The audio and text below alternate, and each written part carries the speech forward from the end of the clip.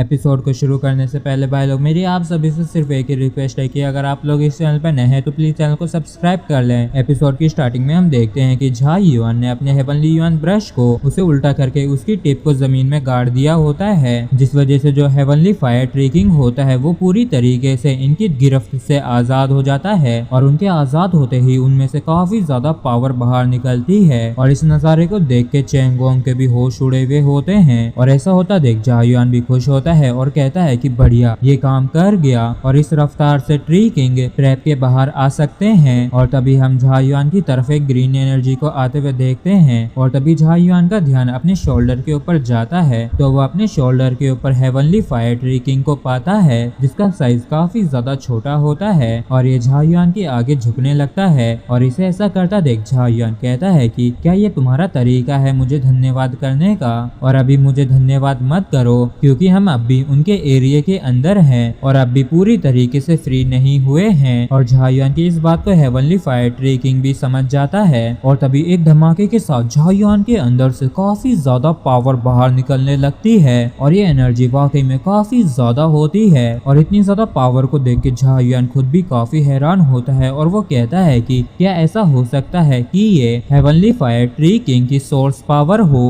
और इतनी ज्यादा पावर की वजह से झाई युआन को काफी ज्यादा परेशानी हो रही होती है और ये कहता है कि लेकिन ये कुछ ज्यादा ही स्ट्रॉन्ग है और इतनी ज्यादा पावर को मेरी बॉडी हैंडल नहीं कर सकती है। और फिर हेवनली फायर ट्री किंग कहता है कि मुझे यहाँ से बाहर ले जाओ और इनकी इस बात को सुनकर झाई युआन एक स्माइल के साथ कहता है कि जैसी आपकी इच्छा। और फिर झाई युआन ग्राउंड पे अपने हाथ को रख के अपनी पावर को बढ़ाने लगता है और कहता है कि आप अपनी कुर्सी की पेटियों को बांध लीजिए क्योंकि अब मैं आपको इस टावर के बाहर ले जाने वाला हूँ। और फिर Zhai Yuan heavenly fire tree king को अपने साथ लेके काफी तेजी से इस टावर के बाहर ले जाने लगता है और झाई युआन को ऐसे भागता देख चैंग वांग कहता है कि उसे रोको, वो यहाँ से भाग रहा है और वो अपने साथ हेवनली फायर ट्री किंग को भी ले जाना चाहता है और हम उसे उसके साथ हेवनली फायर ट्री किंग को नहीं ले जाने दे सकते हैं, इसलिए सभी लोग किसी भी कीमत पर उसे अपनी पूरी पावर को लगा के उसे रोको। और तभी सभी लोग झाई युआन को रोकने के लिए उसके पीछे पड़ जाते हैं और जैसे ही झाई युआन पीछे मुड़ के देखता है तो इन लोगों को ये काफी करीब पाता है और झाई युआन को यहाँ से भागते हुए देखिए बुड्ढा काफी ज्यादा गुस्से से चिल्लाते हुए कहता है कि यहाँ से भाग के जाने की तो कोशिश भी मत करना।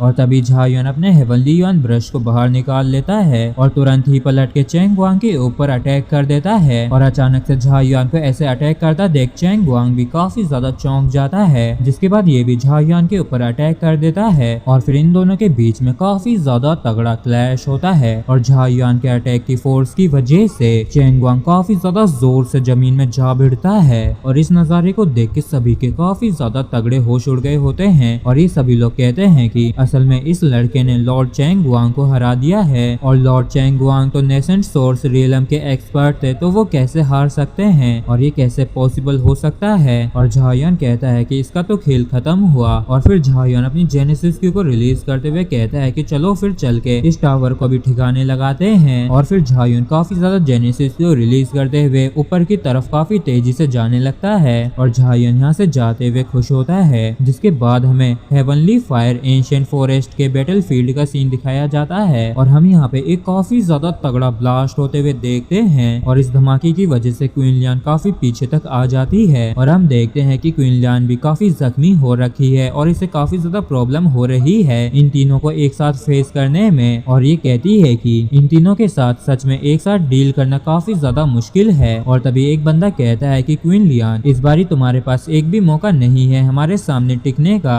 और आज तुम यहीं पे मरने जा रही हो। और फिर क्वीन लियान कहती है कि चिंता मत करो, अगर तुम इतने ही बुरी तरीके से मरना चाहते हो तो मैं तुम्हें अपने साथ ही ले जाऊंगी। और फिर ये बंदा कहता है कि सरेंडर कर दो क्योंकि तुम इस बारी हार चुकी हो और ना सिर्फ तुम अकेली हारी हो बल्कि तुम्हारे आसपास के तुम्हारे नेसेंट सोर्स रियलम के एक्सपर्ट भी हारने वाले हैं, तो तुम कैसे इस बारी जीतने वाली हो। और क्वीन लियान इस बात का कोई भी जवाब नहीं दे पाती है और फिर ये बंदा दोबारा कहता है कि और हालात तुम्हारे काबू से बाहर हो उससे पहले क्यों ना तुम यहाँ से भाग जाओ और क्या तुम्हें यहाँ पे मरना है। और फिर क्वीन लियान वापिस अपनी स्वॉर्ड को निकालते हुए लड़ने के लिए तैयार हो जाती है और कहती है कि अगर ये किसी और समय की बात होती तो मैं तुम तीनों को तो कब का ही कुत्तों की तरह मार चुकी होती, लेकिन आज यहाँ तक कि अगर तुम लोगों को इस पावर का भी सपोर्ट मिल रहा है मैं क्वीन लियान तुम सभी को मार के के रहूंगी। और फिर ये बंदा कहता है कि तो फिर चलो देखते हैं कि कौन किसको पहले मारता है। और तभी क्रिस्टल टावर के अंदर एक काफी तगड़ा ब्लास्ट होता है और इस क्रिस्टल टावर को देख के क्वीन लियान भी चौंक जाती है। और फिर हम देखते हैं कि झा युआन काफी ज्यादा एनर्जी को रिलीज करते हुए काफी तेजी से इस टावर को डिस्ट्रॉय करते हुए इस टावर के टॉप को उड़ा के बाहर निकलता है। और इस नजारे को देख के सभी लोग काफी ज्यादा हैरान होते हैं और कहते हैं कि